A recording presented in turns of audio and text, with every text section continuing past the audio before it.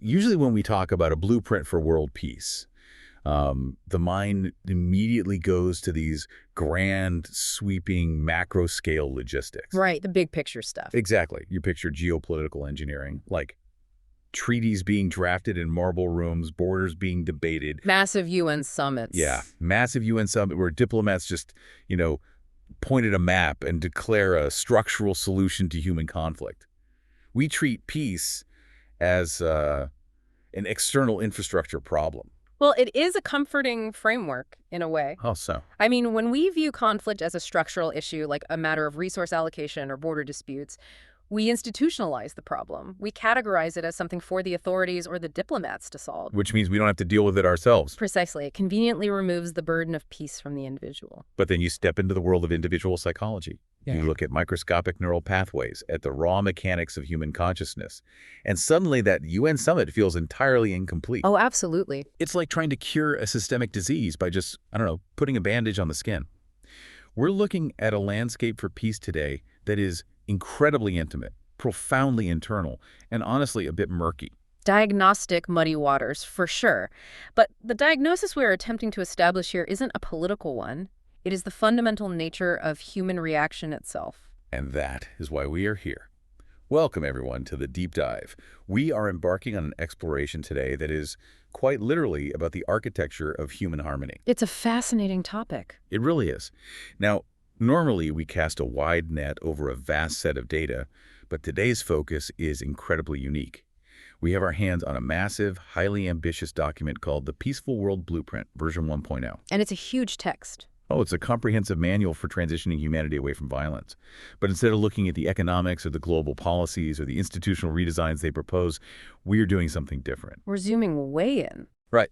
We are putting a massive magnifying glass over just one specific, profoundly dense paragraph. We are looking exclusively at the internal concepts of point 33. And it is a deliberate editorial choice to focus here, because in a document overflowing with global macro-level changes, point 33 pivots entirely inward. It's basically saying the outside doesn't matter if the inside is a mess. Exactly. It suggests that you cannot build a peaceful macroscopic society out of individuals who are locked in a state of microscopic internal war. Point 33 is titled Inner Work, the Ecology of Consciousness. And reading through this single paragraph is it's basically a masterclass in human psychology, conflict resolution, and neuroscience, all distilled into a few sentences. It's incredibly dense. It argues that the actual blueprint for global peace starts inside your own brain.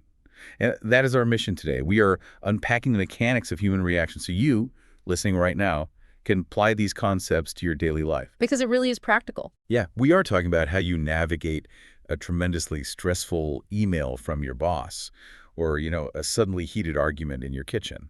But to do that, we have to address the very first premise of this section, which fundamentally redefines our cultural understanding of what peace actually is. Right, because the opening of point 33 does not pull punches. It simply states, peace is work. Just 3 words. Yeah, and I have to admit, my initial internal reaction to that was resistance.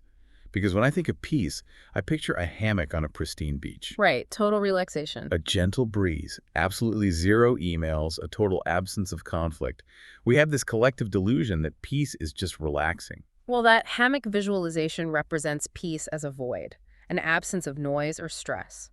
But the source material rejects that passive definition entirely. So it's not just sitting around doing nothing. Not at all. It defines peace not as a state of resting, but as an active state of cultivation. If we think of it less like a hammock and more like gardening, the paradigm shifts completely. Okay, I like that analogy. A beautiful garden isn't a natural resting state of the earth.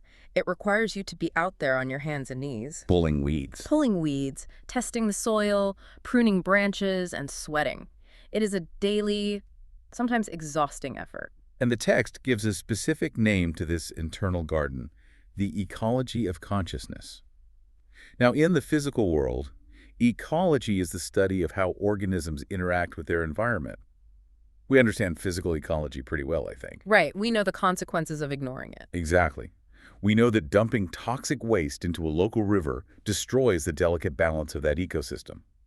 The blueprint takes that exact rigorous framework and applies it to our minds. It demands we care just as fiercely about not polluting our mental environment. But I want to ground this for you listening right now. What does a polluted mind actually look like on a random Tuesday afternoon? Good question. Because it's easy to imagine a polluted mind as someone deeply malicious, like a comic book villain. But that's not what we are talking about here, right? No, not at all. A polluted consciousness is simply one that is highly reactive. It is chronically stressed, clouded by unexamined biases, and operating on a hair trigger. So just everyday stress. Exactly. Think about the cumulative effect of a normal morning. The alarm fails to go off. That is a stressor. You spill coffee on your shirt. Another stressor. And you're already running late. Right. You get into your car, someone cuts you off in traffic, and you grip the steering wheel and yell. We've all been there. By the time you sit down at your desk, your internal ecology is the equivalent of a smog-choked city. Your cortisol levels are elevated, and your fight-or-flight nervous system is hovering right at the surface. And then you open your inbox, and there is a completely neutral email from a coworker asking for a project update. But you don't read it as neutral. No. Because your internal ecology is currently a toxic wasteland of morning stress, you read that neutral email as a vicious, passive-aggressive attack. You assume they are trying to micromanage you or highlight your incompetence. Which is fascinating, because the pollution in your mind has actively distorted your perception of reality. It's like you're wearing angry glasses. That's exactly it. Maintaining this ecology means recognizing when that smog is building up and taking deliberate steps, the work of peace, to clear the air before you interact with the rest of the world. Because if you fail to do that work, you don't just suffer internally, do you? No, you inevitably export your internal pollution into your external relationships. Okay, let's unpack this.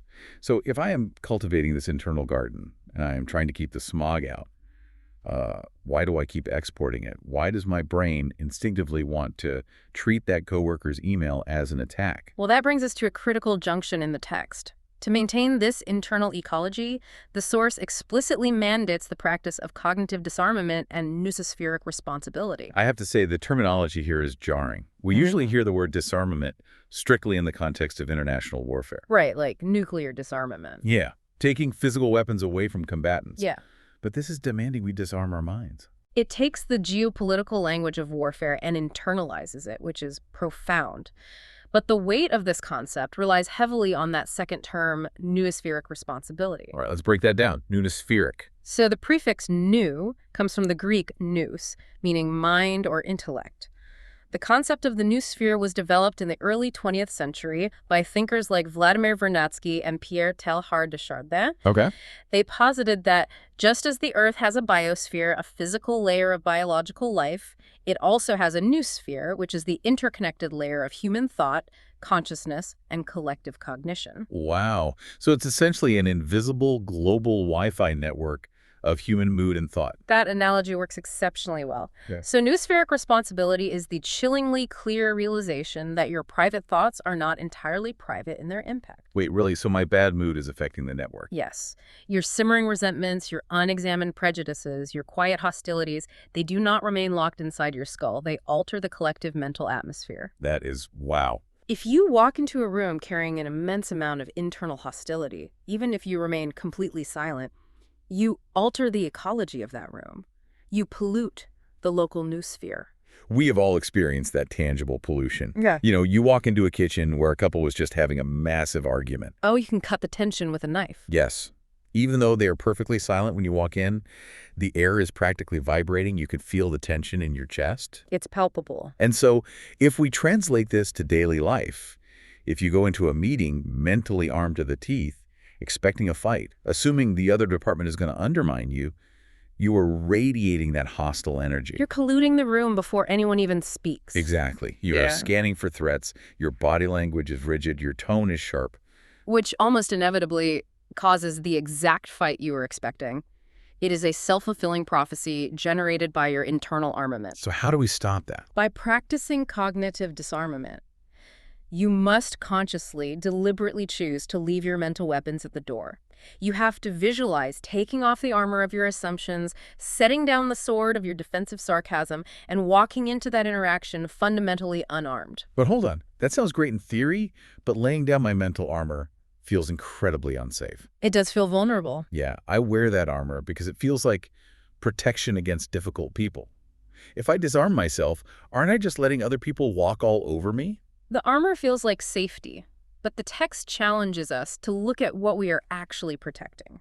This requires stepping into what might be the most uncomfortable section of point 33. Okay, brace yourselves, everyone. The text mandates that we practice the psychohygiene of projections. Psychohygiene. I love this word. It's very evocative. It instantly makes me think of dental hygiene.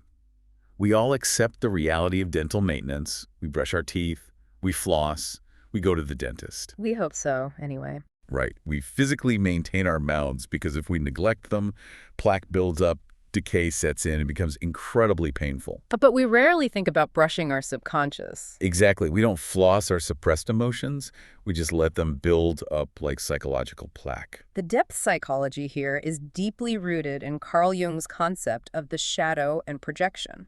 So how does projection actually work in this context? Well, projection is a powerful, entirely unconscious defense mechanism. When we harbor a trait, an emotion, or an impulse within ourselves that we find unacceptable, perhaps it contradicts our self-image as a good or peaceful person, we refuse to deal with it. We just push it down. We repress it. But psychological energy doesn't just evaporate. It demands an outlet. So the ego performs a magic trick. It finds a scapegoat. Oh, I see where this is going. We take our own hidden aggression, our own stubbornness, our own flaws, and we project them onto someone else. We create the enemy image. Exactly that. The enemy image is often just a mirror reflecting our own unacknowledged psychological plaque. We project our hostility onto a coworker, convincing ourselves they're always out to get us. Right. We project our rigidity onto a family member, labeling them impossible to deal with. And on a macro scale, entire nations project their collective shadow onto other nations, creating the ultimate enemy image to justify war. I need to process this because it feels incredibly confronting. Let's say my partner refuses to compromise on our holiday plans, and I am furious at them for being so rigid and stubborn. Okay, a common scenario. Is the text saying I'm actually the problem there? Because that feels intensely unfair. They are the ones refusing to budge. How is that my projection? The text isn't saying the other person's behavior doesn't exist. It's asking you to examine the disproportionate emotional charge you carry about it. The emotional charge. Right. When someone's behavior infuriates you to the point where they become a caricature of villainy in your mind, when they become an enemy image, that is the hallmark of projection. So the fact that I'm so triggered by it is the clue. Yes. If you are furious at their stubbornness, the psychohygiene practice demands you ask yourself, where am I being equally rigid? Or, alternatively, where am I deeply uncomfortable with my own suppressed desire to just put my foot down and be stubborn myself? Wow. It forces you to look at the mirror rather than the window. That is a brutal mirror to look into. Okay. I want to challenge you, the listener, to try this right now. Think of the ultimate enemy image in your life. We all have one. Oh, definitely. It could be your difficult boss, a deeply frustrating family member, or even a politician whose face just raises your blood pressure. Picture them. Feel that familiar irritation. Notice what comes up. Now, run this psychohygiene diagnostic. What suppressed emotion or hidden trait of your own might you be projecting onto them? If you despise their arrogance, where in your life are you secretly arrogant or terrified of being seen as arrogant? That's a tough question to sit with. It is. If you hate their selfishness, Yeah. where are you denying your own needs to the point of resentment? It requires an immense amount of humility to even ask the question. But look at the mechanism the text emphasizes. We take responsibility for our own suppressed emotions. So we own it. Yes. When you take ownership of your hidden psychological material, when you admit, I am the one bringing a charge of hostility into this dynamic, the dynamic radically shifts. Because you stop blaming them for your internal state. Precisely. You strip the other person of the monstrous, exaggerated qualities you projected onto them.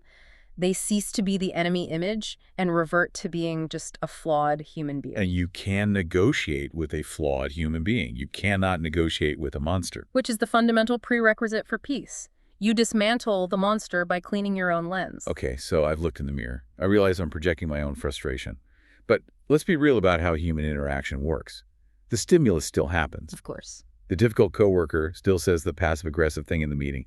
My partner still does the thing that drives me crazy. The Yeah. trigger occurs. How do I actually stop myself from reacting in the moment? Right, because insight isn't enough on its own. Exactly. Because when my blood boils, it doesn't feel like I have a choice. The anger just hijacks me. This is where point 33 moves from psychological theory into a profound discussion of human autonomy. The text states, "We train the pause of freedom, according to Viktor Frankl, the space of conscious choice between stimulus and response." Let's contextualize Viktor Frankl for a moment, because his inclusion here carries immense weight. It really does. Frankl was a psychiatrist, but more importantly, he was a Holocaust survivor. He spent years in concentration camps, including Auschwitz. His insights were forged in the absolute darkest, most systematically horrific conditions designed to strip humans of every ounce of agency. Right. So when the blueprint invokes his pause of freedom, it is not offering a breezy self-help tip. No, not at all. It is highlighting a deeply tested truth about the indestructible core of human autonomy. Frankl observed that even when everything is taken away from a person, their family, their clothes, their physical freedom, the one thing that cannot be taken is the ultimate human freedom. To choose one's attitude in any given set of circumstances. To choose one's own way. Yes. The space of conscious choice between stimulus and response. Think about how much of our daily life is lived on absolute autopilot. Most of it, honestly. We are like machines executing code. There's a stimulus, someone insults you. There's an immediate automatic response, you insult them back. Stimulus, you get cut off in traffic. Response, you lay on the horn. Stimulus, your kid spills juice on the carpet. Response, you snap at them. For most of us, there is zero space between the event and the reaction. They are welded together. But this blueprint insists we must train to find the space between those two moments. And it is a microscopic gap, isn't it? It might only be a fraction of a second. But inside that tiny gap between an event happening to us and us reacting to it lies our entire capacity for free will. That's a huge statement. It is, because if you react automatically, you are entirely captive to your conditioning, to your neurobiology, and to whoever provoked you. You are letting the external world dictate your internal state. You hand them the remote control to your nervous system. Yes. But if you can widen that gap, if you can introduce the pause of freedom, you reclaim the remote control. The event still happens, though. Yes, the insult is still spoken, the juice is still spilled.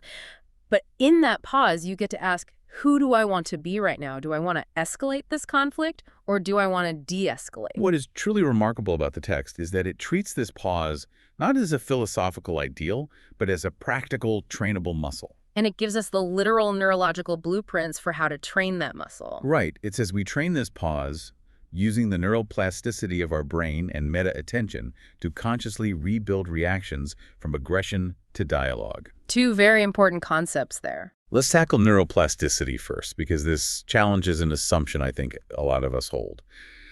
I've always thought of my quick temper as a permanent fixture. Like, I assumed I was just hardwired that way, that it was baked into my personality. Is the text saying I'm not? For a long time, neuroscience agreed with you. The brain was thought to be a static machine once you reached adulthood, but neuroplasticity completely upended that. How so? It is the scientific reality that the brain is malleable. It physically changes its own structure based on your experiences and your repeated choices. Physically changes. Yes. The foundational principle is Hebbian theory, often summarized as neurons that fire together wire together. Okay, I've heard that phrase. Every time you experience a stimulus, like criticism, and your automatic response is defensive anger, you're carving a physical neural pathway in your brain. I always picture this like walking through a dense field of tall grass. That's a great visualization. The very first time you walk a new route, it's difficult. You have to push the grass aside, you stumble. But if you walk that exact same path every single day, eventually you wear down a dirt trail. And it gets easier to walk. Right. And after years of repetition, that dirt trail gets paved over and becomes a multi-lane highway. If your habit for 20 years has been to respond to stress with aggression, you have built an 8-lane superhighway of anger in your brain. And the traffic moves fast on a superhighway. Exactly. When stress hits, the electrical signals in your brain take the path of least resistance. They zoom down the anger highway before you even realize you're upset. The grass analogy gets us halfway there, but let's look at the actual biological mechanism. It's not just that the path gets worn down. Your brain is actively sending construction crews to pave that highway. Wait, really? Construction crews? In a sense, yes. When a neural pathway is used repeatedly, it undergoes a process called myelination. A fatty substance called myelin wraps around the axon of the neuron, acting like insulation on an electrical wire. Okay, so it literally insulates the pathway. Yes. And this insulation drastically increases the speed at which the signal travels. So your aggressive response quite literally becomes faster and more automatic over time. Wow. Neuroplasticity tells us we can stop using that highway and build a new one. But to do that, you have to stop the momentum, you have to hit the brakes before the signal merges onto the myelinated anger highway. And the tool the text provides for hitting those brakes is meta-attention, which sounds like a cognitive superpower. How does it work? Meta-attention is the cognitive ability to step back and notice what you are paying attention to. It is attention about attention. So it's observing yourself. Think of it as the observing self. Exactly. Usually when we are triggered and angry, we are completely fused with the emotion. There is no separation between you and the rage. You just think the world is wrong and I am furious. You are standing in the middle of the hurricane. You are the hurricane. Meta-attention is the drone camera that flies up out of the storm and looks down at it. I love that, the drone camera. Instead of I am angry, meta-attention allows you to observe, I'm noticing that the physical sensation of anger is currently arising in my body. My chest is tight, my heart rate is elevated. You have created distance between your observing self and your physiological reaction. Precisely. And that distance, that separation, that is the pause of freedom. I am in awe of the mechanics here. It's a literal, step-by-step physical process outlined in one paragraph. It really is an engineering manual for the mind. Let's map it out. Step 1, the trigger happens. Step 2, you use meta-attention, the drone camera, to shine a spotlight on your own rising aggression. Step 3, because you noticed it, you can activate the pause of freedom. You interrupt the automatic signal before it hits the myelinated highway. Step 4, in that pause, you make a conscious choice for dialogue instead of aggression. And finally, step 5. By making that new choice, utilizing neuroplasticity, you force the electrical signal in your brain to push through the tall grass, carving a brand new neural pathway. And if you repeat that process consistently, the new path of dialogue eventually becomes myelinated. It becomes the new superhighway. The text is providing the engineering schematics for rewiring human nature. It is asserting that world peace is achieved not just by rewriting laws, but by physically altering the synaptic connections inside billions of human skulls through conscious repetition. Okay, I have my drone camera up. I've paused. I am looking down at my swirling emotions. What do I actually do with them in that moment? I mean, how do you process them? Yeah, how do I process the storm so I can choose dialogue? Because just pausing doesn't make the feeling go away. No, it doesn't. But the blueprint gives us one final, highly specific tool for this exact moment. It reads, we develop the skill of emotional granularity, the ability to accurately name our feelings, which is scientifically proven to reduce stress and aggression levels. Emotional granularity. This is heavily researched in contemporary neuroscience, isn't it? Yes, most notably by Dr. Lisa Feldman Barrett. The text makes a bold, empirical claim here, that accurately naming your feelings is scientifically proven to reduce aggression, and the mechanism behind this is fascinating. I like to think of emotional granularity like watching a video on the internet. Okay, how so? If you have a terrible Wi-Fi connection, the video drops down to 1144p resolution. It's blocky, it's blurry, you can barely make out the shapes on the screen. Low emotional granularity is living your internal life in 144p resolution. That's a brilliant way to put it. Right. When someone asks how you are, you have a vocabulary of about 3 words. I feel bad, I feel good, or I'm mad. It's an incredibly blurry picture of your internal state. Yes, it lacks distinction entirely. If you get passed over for a promotion at work, you say, I'm mad. If your partner forgets your anniversary, you say, I'm mad. If you drop your phone and crack the screen, you say, I'm mad. You are applying one blurry, aggressive label to vastly different internal experiences. But high emotional granularity is upgrading to a 4K, ultra-high definition emotional vocabulary. In 4K, you don't just say, I'm mad when you get passed over for the promotion. What do you say instead? You use your meta-attention, you look inward, and you realize, actually, I am feeling a complex mixture of professional invalidation, deep disappointment in my own efforts, and acute anxiety about my financial future. That is much more precise. And when your partner forgets the anniversary, it's not I'm mad, it's I feel profoundly unseen and I feel a pang of loneliness. The precision is key. And there is a deeply mechanical neurological reason why this precision reduces stress.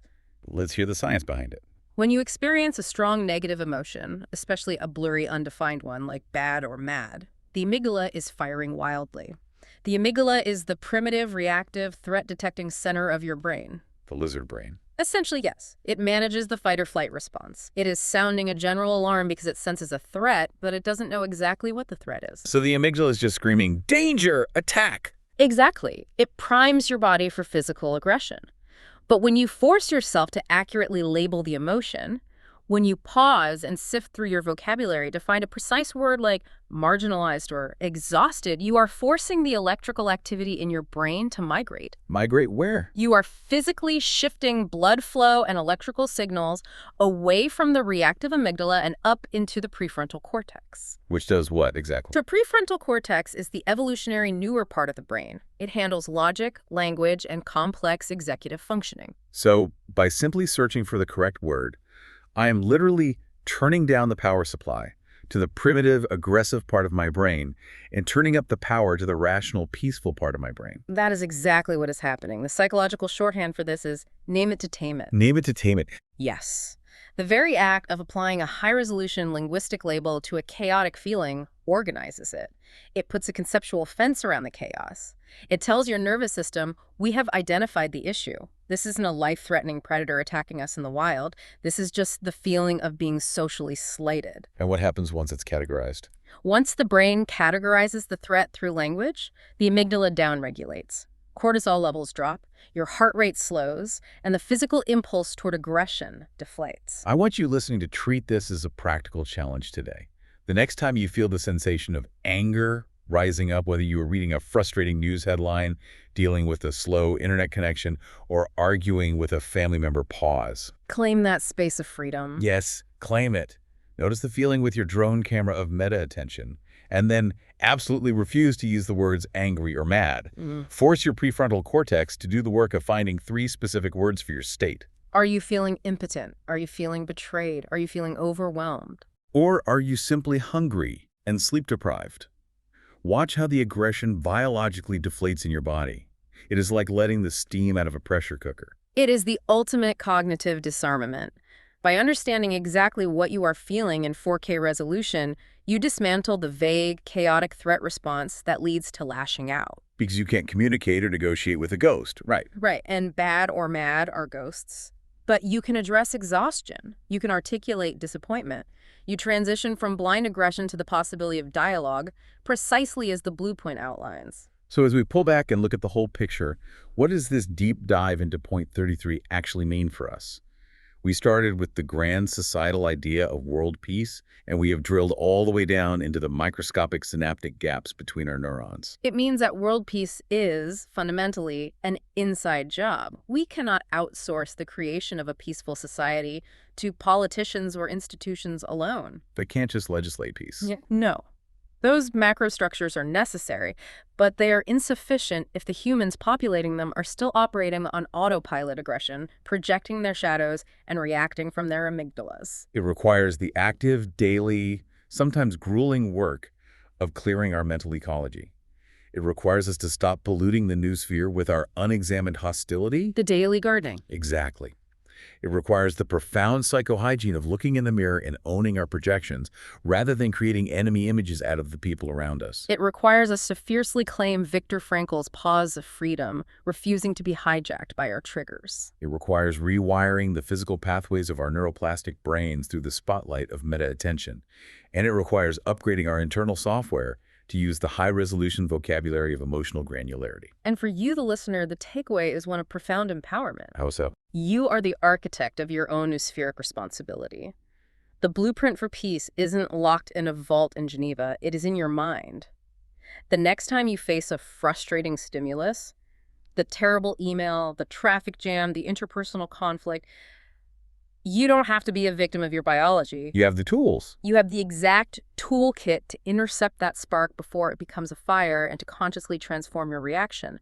Every single time you make that choice, you are actively building the peaceful world. I want to leave you with a final provocative thought to ponder today, building on the mechanics we've discussed. I'm intrigued. If the science is clear that the simple ability to accurately name our emotions, emotional granularity, physically shifts the brain out of aggression, What would happen if we fundamentally changed how we raise and educate our children based on this? Oh, wow. What if we taught a vast, nuanced 4K vocabulary of feelings as a foundational language to toddlers, even before we taught them how to read or write? That would be revolutionary. If we spend as much time teaching 3-year-olds the precise physical difference between frustrated, lonely, and overwhelmed as we do teaching them colors and animal sounds, Instead of just happy and sad. right, could we literally design a generation structurally incapable of war simply by giving them better words to map their internal worlds? It is a breathtaking possibility, and it shifts the entire paradigm of how we view human potential. It really does. You know, we started by talking about how geopolitical peace feels like drawing borders on a map. But after unpacking point 33, it becomes clear that the most vital peace treaties aren't signed on paper. No, they aren't. The most important treaties are the ones we negotiate every single day, in fractions of a second, inside the microscopic neural pathways of our own minds. Thanks for joining us on this deep dive. We'll see you next time.